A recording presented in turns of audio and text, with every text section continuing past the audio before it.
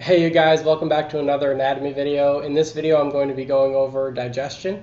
I'm not going to be including the intestinal villi model or the teeth model. Those will be on other videos. Just due to the length of this video though, I'm going to go ahead and set up the testing video as a separate video. So what I would actually recommend doing, because there's so many models that I'm going over in this video, I would recommend opening up that video, the link of which is in the description right below. And after I get done going over one model, you can go to the test video, and the models will line up between this video and the testing video. So it might just be easier for you to take it in chunks.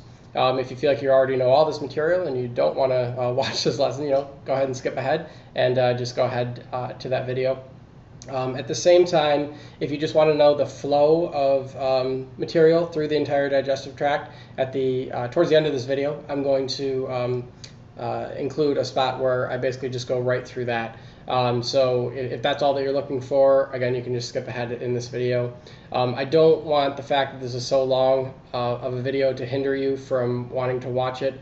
I do want to point out that everything that's included in this video is relevant and fair game for the exams. So if you don't know it, I would definitely take the time. It'll be well worth it, and I think you'll learn quite a bit from it. So without much further ado, though, let's just go ahead and take this on.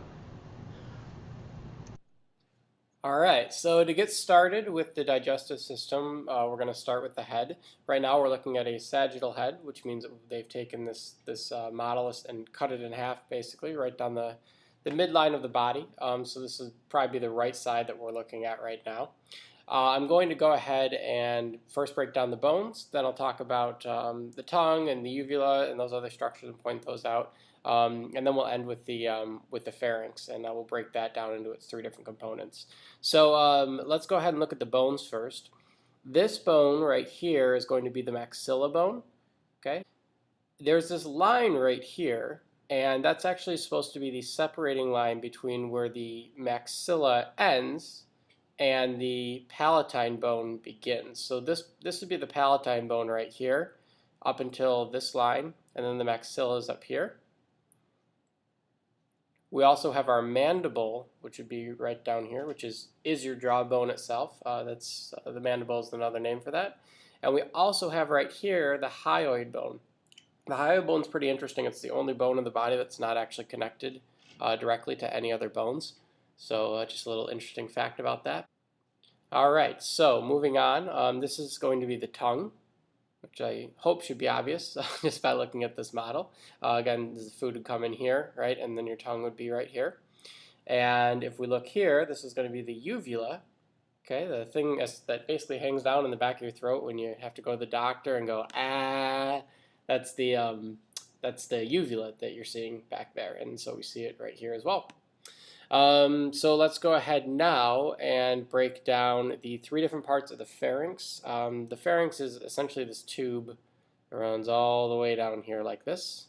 And so it can actually be divided into three different parts depending on which part we're looking at. So the very first part runs from about this region right here, just past the internal nares, which are these structures, or these holes I should say. This is going to be the nasopharynx, and it runs all the way to about the point where the uvula ends at.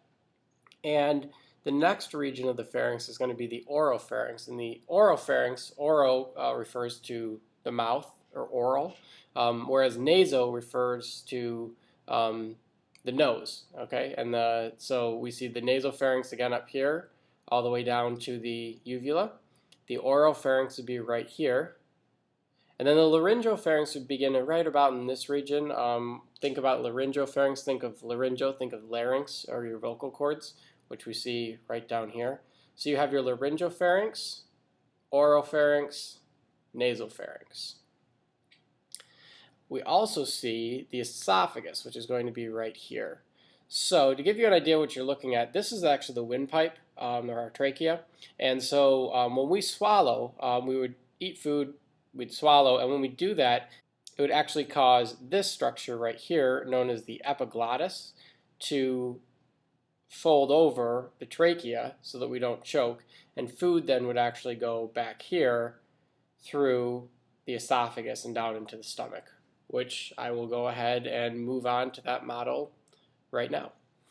Okay, so moving on down into the stomach.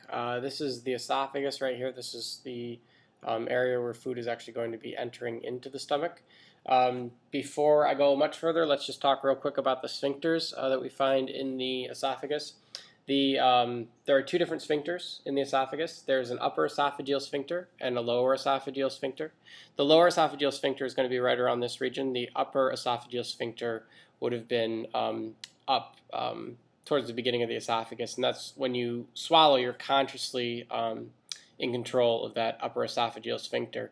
And lucky for us, the rest of the sphincters, except for the external anal sphincter, are under involuntary control, which is really nice because if you don't have enough problems in your life already, the last thing you need to do is be consciously thinking about pushing food through your digestive tract at every sphincter along the way, and there's several of them. So anyways, lower esophageal sphincter under involuntary control, upper esophageal sphincter is under voluntary control.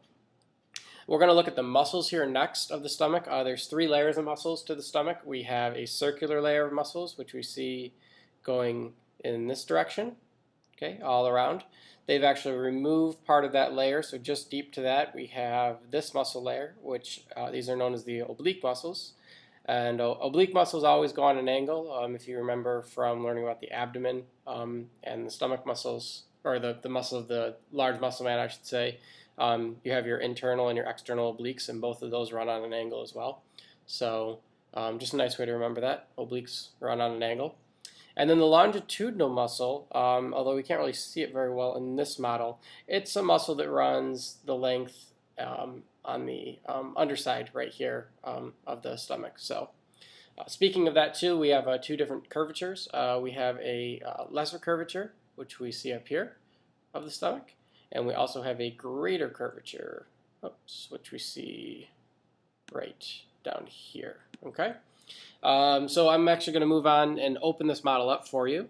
So as you can see, if you can imagine, this was the part that was on the front of this model right here. And so you can imagine I could take this part right here, this is the esophagus, I could flip this around and connect it to the esophagus over here. And that's what we're looking at.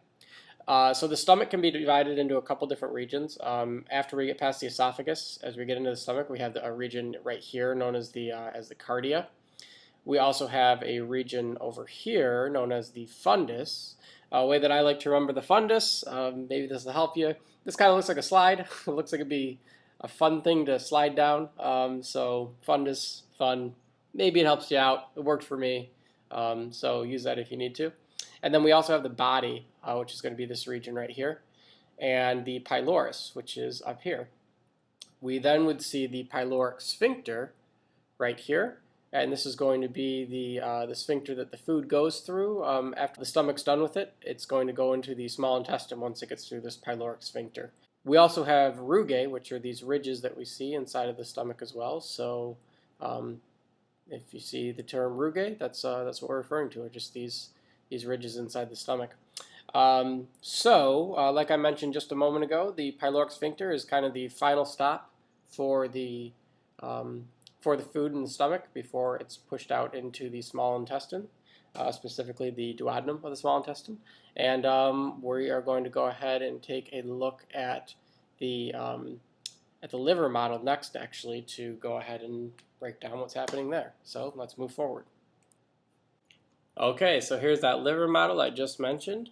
I'm going to break down the main parts of it right now. We have our liver right here, our gallbladder right here, the ducts that are associated with the liver and the gallbladder right here, the duodenum, the very first section of the small intestine right after the stomach, and then we have our pancreas right here with the ducts that are associated with it, and I'll break those down in a little more detail in just a moment. I'm also going to throw up right now a diagram that I saw in a slideshow that I think is just a really, really great diagram. It breaks things down a little bit easier, and I just want you to use it as a reference. I don't want to overwhelm you with too many things on the screen, but as I'm going through this model, if you need to refer back to it as reference, that's what I'm going to put it on the screen right now for. So on top of the liver being in charge of protein, carbohydrate, and lipid metabolism, as well as helping to detoxify the blood, which I'm not going to go into in any more detail here because that's more lecture material. One of the other main functions of the liver is to produce bile, and the function of bile is to emulsify fats. What emulsification means is it's the process where when the bile is secreted onto a fat globule in the duodenum of the small intestine, it's able to break that globule up into smaller droplets. And what that does is it actually increases the surface area of the fat. And as a result, the pancreatic lipase, which I'll talk about in a few moments, that's secreted from the pancreas, those enzymes are now given a larger surface area to work on. And it allows us to better digest and absorb the lipids in our diet. So as I just mentioned, the liver produces bile. The gallbladder right here does not produce bile, and that's something that you definitely want to keep in mind. When we're not eating, the liver is constantly producing bile, and it uses this gallbladder as a storage tank for that bile, because when we do eat, we want to make sure that we have enough bile in reserve to properly take care of the lipids that are being ingested.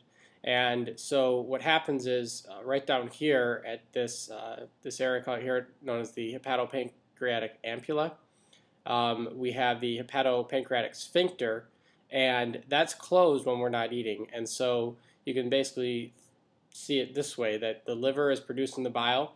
It runs through the right hepatic duct, the left hepatic duct, into the common hepatic duct, then goes down the common bile duct. Since this sphincter is closed, the bile is going to fill up right through the common bile duct. It's then going to go through the cystic duct and empty into the gallbladder, where it's going to be stored until we have our next meal. Now we're going to move over to the pancreas right here. The pancreas can be divided into three separate parts. We have a head in this region, we have a body, and then we also have an area here known as the tail.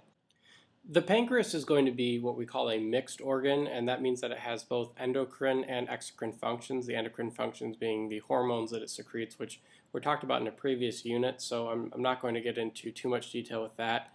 But we're going to be talking more about the exocrine functions of the pancreas. About 99% of the cells that make up the pancreas are exocrine cells, and the other 1% are the endocrine cells.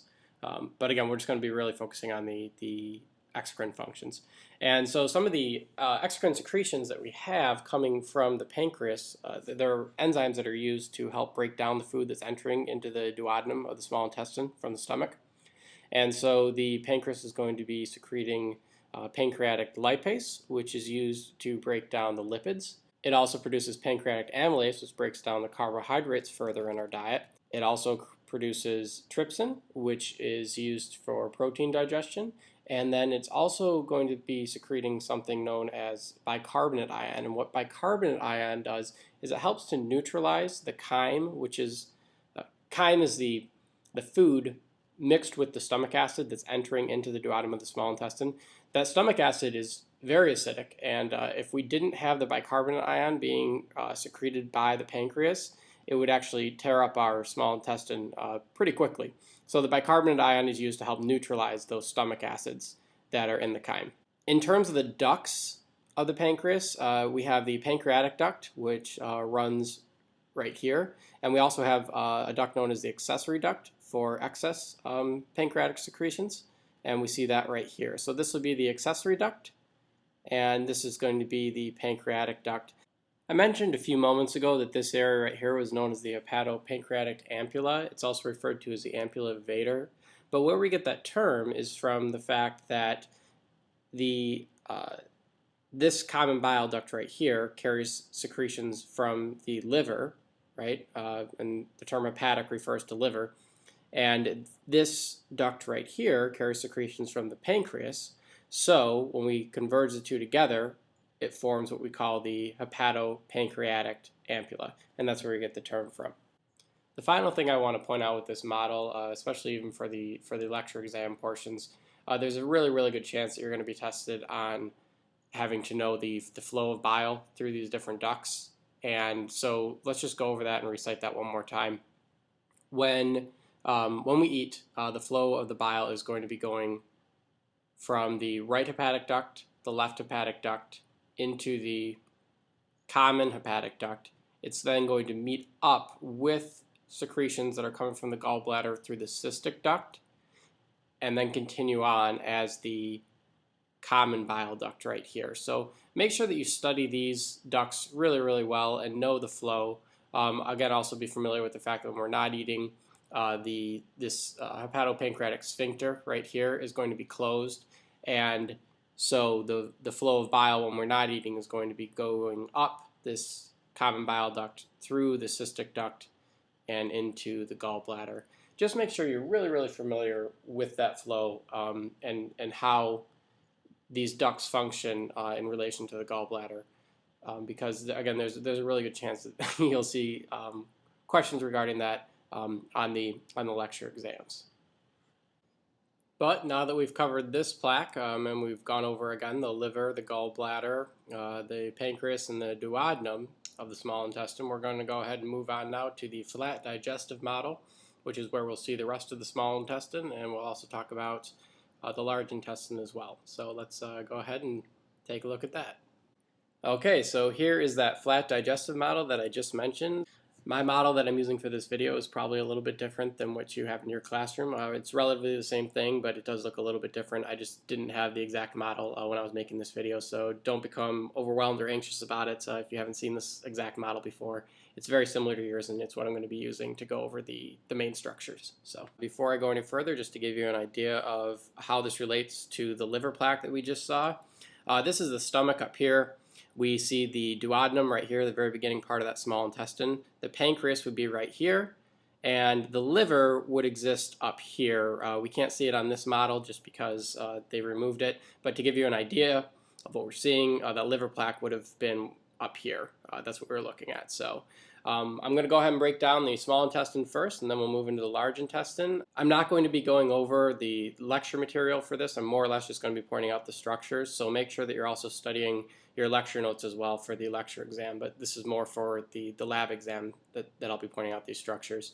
The small intestine, the main job of it though is to absorb the nutrients in our food. So it could be divided into three different parts. The very first part being the duodenum, which is fairly short. It runs from here to about here. Then we see the jejunum, which is this middle region of the small intestines. Your professors may also tag it on the back of this model if you flip it over, so just keep an eye out for that. And then the ileum is going to be the final part of the small intestine down here. And once the food exits through the ileum, through a valve known as the ileocecal valve, it enters into the large intestine. So the reason that we called this valve the ileocecal valve is because it's the connection point between the ileum, the final part of the small intestine, and the cecum, which is this region right here, the large intestine. It's the very beginning part of the large intestine. So that's where we get the ileocecal valve. And we also see right here the appendix as well. So the appendix is this offshoot of this large intestine that we see right here. The large intestine, apart from the cecum, we have three more remaining parts. We have the ascending colon, the transverse colon, and the descending colon. These terms should make sense. Ascending because the food is traveling upwards, or I should say the feces at this point is traveling upwards. Transverse because it's going across, and then descending because it's coming down. So ascending colon, transverse colon, descending colon. We also have two flexures. Flexure is just where the large intestine turns, and so we have right here an area known as the hepatic flexure. Again, the reason this is called the hepatic flexure, I want you to remember that on this model the liver was removed, but the liver would be right in this region. And so the hepatic refers to liver, so it makes sense that we call this the hepatic flexure. Over here, we have what we call the splenic flexure, and we call this a splenic flexure because the spleen is located in this area as well. So the splenic flexure over here, and the hepatic flexure right here. We also see bands on this model known as tenae coli, and they are going to be these bands that run the length of the large intestine. You can kind of see them right here. On your model, I believe they're going to be white, but you can see this band right here, and those are going to be tenae coli. There are also structures known as haustra, and what a haustra is, it's these individual bumps that we see in the large intestine, and they're in charge of peristalsis, the movement of the feces from basically one area to the next in the large intestine. And the way they do this is there's a thing called haustral churning, and I guess I'm getting into a little bit of lecture material here. Haustral churning, though, is when these haustra relax, they fill up with fecal matter, and then they churn and push along the feces into the next haustra, and that's how we move the feces along through the large intestine. There's also a process known as mass peristalsis, and basically what mass peristalsis is, it's something that you experience probably a few times a day, usually after you eat a large meal. It's just a really strong peristaltic wave that pushes food along the transverse colon, eventually to go down into the rectum. And so it's something that you probably experience if you've eaten a big meal, and you feel that basically movement of lots of food through this area of your stomach. That's going to be what mass peristalsis is. So if I'm not mistaken, I think I mentioned earlier in this video that the large intestine was comprised of just a few main regions, and I did fail to mention that it does continue on all the way through here as well. So we also have an area known as the sigmoid colon, we have an area known as the rectum, then the anal canal, and the anus. I'm going to go ahead and actually throw an image from a PowerPoint up here because this model is fairly poor at showing you those different regions. Again, I don't want to overwhelm you with too many things on the screen, but I think it's important to use so that you can see what I'm talking about. So once we get past the descending colon, we get into an area known as the sigmoid colon, and it's kind of hidden here by the small intestines, but it starts probably around this region. And it's called the sigmoid colon. It's kind of shaped like an S, so that's a nice way to remember it for the exam. Once we get through the sigmoid colon, the food, or the feces I should say, enters into the rectum, and then through the rectum, we're going to go down into the anal canal, and then there is a sphincter. It's a smooth muscle, made of smooth muscle, and it's called the internal anal sphincter. And then at the outside of the anus, there's a sphincter that's comprised of skeletal muscle, which means it's under voluntary control, and that's known as the external anal sphincter. So again, we have the smooth muscle internal anal sphincter right here, and that's not under our control. So when the feces are ready to come out, that's going to open up. And I think that's basically what gives you the feeling that you have to go. But thank God we have what we call a external anal sphincter comprised of skeletal muscle, which allows you to control whether or not those contents are actually going to be released. So it's a good thing that we have that. And just a final note here before I end with this model right here. It's kind of lecture material, but it is important, so I just want you to be familiar with it. The small intestine is the primary site of nutrient absorption for the body. This is where we're digesting and absorbing most of our nutrients from our food. The large intestine, its primary role is to be collecting water and electrolytes and things like that out of the feces that are going through. The large intestine also plays a small role in like vitamin absorption, vitamin K and some B vitamins as well as there's bacteria in there that like break down proteins into smaller amino acids for absorption. But the primary role is that it's going to, again, collect that water out and I guess you could say solidify the stool. An interesting application to this, actually, especially if you're going into nursing or if you currently work as like a CNA or something like that in the hospital. If a patient comes in with a colostomy bag is used if there's an issue with the large intestine and it draws out the material from the large intestine. If the colostomy bag is inserted on the right-hand side of the patient, perhaps they have something going on further on in the colon, so they need to draw out the material right here. This colostomy bag is going to be filled with like a liquidy stool because there's been no opportunity for the water and the electrolytes and things like that to be reabsorbed by the large intestine. On the contrary, if the colostomy bag is inserted on the left-hand side of the patient, the material that's being collected is going to be a bit more solidified because, again, that material has had time to run through at least the ascending colon, the transverse colon, and maybe part of the descending colon as well, during which time that the water and the electrolytes and things like that were being pulled out and being reabsorbed by the body. So the stool would be a bit more solidified in the colostomy bag on the left side. So just a little interesting point. Again, if you're going into nursing, do with it what you will, but just thought I'd share that information with you. Okay, if you've made it with me this far, I commend you. I know it's been an incredibly long lesson. The last thing I'm going to do, though, I'm just going to pull it all together for you. We're going to go ahead and go through the pathway of the digestive tract in order, and I'm going to be throwing the words up on the left-hand side of the screen. I'm also going to be throwing up the sphincters as well, and I'm going to be highlighting those in blue because on the exam, there's a good chance that you'll not only need to know the different tubes and vessels that the food's going through, but that you also know the sphincters in order as well. So let's go ahead. Let's jump right on into it and just finish this off. All right. So to start things off, the food is going to travel in through the mouth.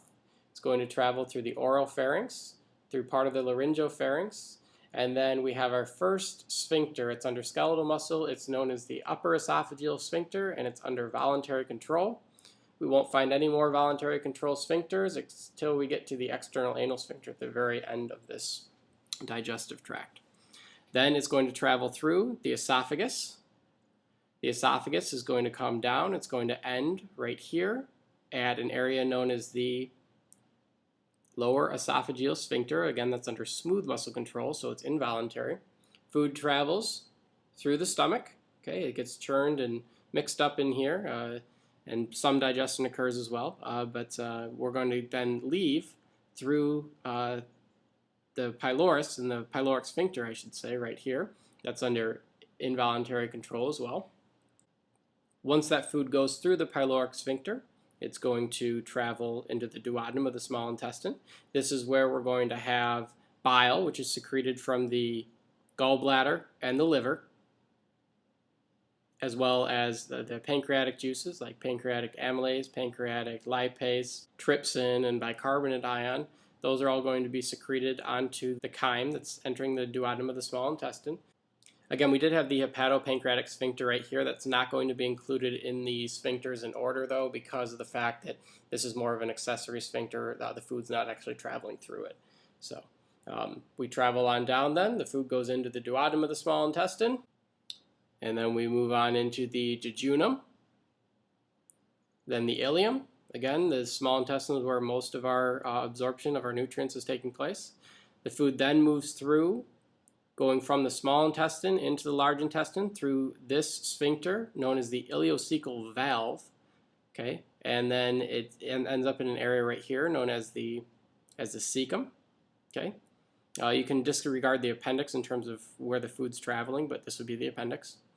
And then the food's going to travel up the ascending colon, across the hepatic flexure, through the transverse colon, over the splenic flexure, down the descending colon, through the sigmoid colon, into the rectum, into the anal canal, through that smooth muscle sphincter known as the internal anal sphincter.